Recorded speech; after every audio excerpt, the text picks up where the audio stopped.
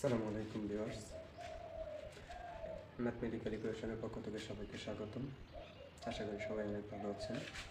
আজকে আমরা আলোচনা করব এসএসসি পরীক্ষার্থী 2025 এর জন্য একটি ক্লাস সূচক ও লগারিদম মধ্যে নিয়ে আজকে আলোচনা করব, যেখানে ছাত্র সংখ্যা 1 এর আমি 16 নম্বর একটি অঙ্ক তুলে রেখেছি।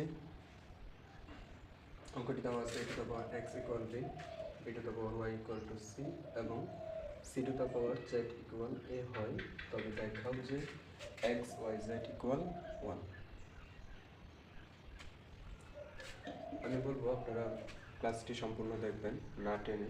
যদি পুরো ভিডিওটি দেখেন তাহলে আমি বলতে পারবো এটি আপনি আর একবার দেখলে কখনো আর ভুলবেন না। তাহলে চলুন শুরু করা যাক কথা না বাড়িয়ে। তাহলে আমরা সমাধানে যাই। সমাধান দেওয়া আছে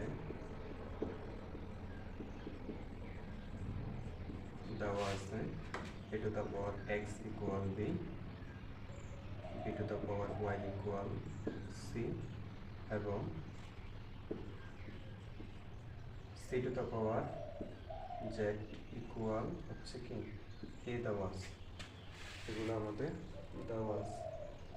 আমরা চাইলে এই a to the power x equal b থেকেও শুরু করতে পারি, অথবা b to the power y equal c থেকেও শুরু করতে পারি, অথবা c to the power z equal a থেকেও শুরু করতে পারি। আপনার যেখান থেকে ইচ্ছে ওখান থেকেই শুরু করতে পারেন।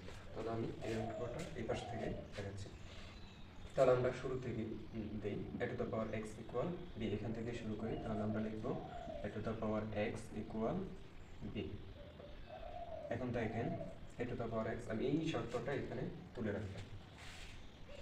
দেখেন তো এর আরেকটা মান আছে, আমরা সবসময় এই পাশে খেয়াল রাখবো। যেহেতু আমাদের এক্স ওয়াই জেড ইকুয়াল 1 প্রমাণ করতে হবে, ওই ক্ষেত্রে আমাদের কি করতে হবে, এই পাশের মানগুলো খেয়াল রাখতে হবে। এই পাশে এ আছে, দেখেন তো এখানে এর একটা মান দেওয়া আছে C to the power Z. আমি শুধু এর স্থানে কি বসাবো, C to the power Z বসাবো। তাহলে এর স্থানে C to the power Z বসাই দিতেছি, C to the power Z. উপরে পাওয়ার কি আছে, এক্স আছে, এটা থাকবে। আশা করি এই লাইনটা বুঝতে পেরেছেন। এরপরের লাইনে আমরা আসি।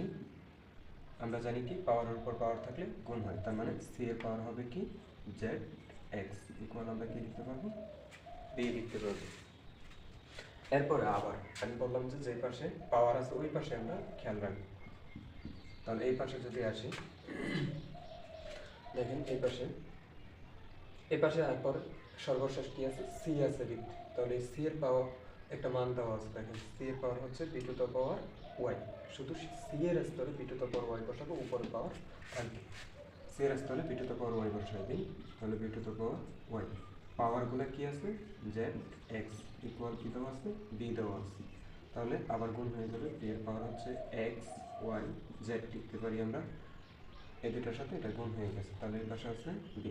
দেখেন তো এই পাশে কিছু পাওয়ার নাই, মানে পাওয়ার কত আছে, 1।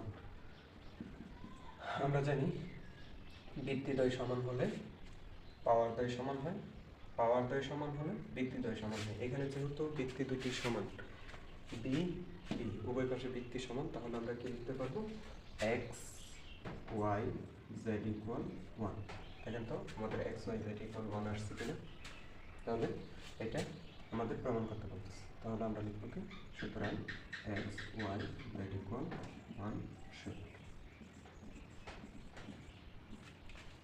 আশা করি অঙ্কটি বুঝতে পেরেছেন।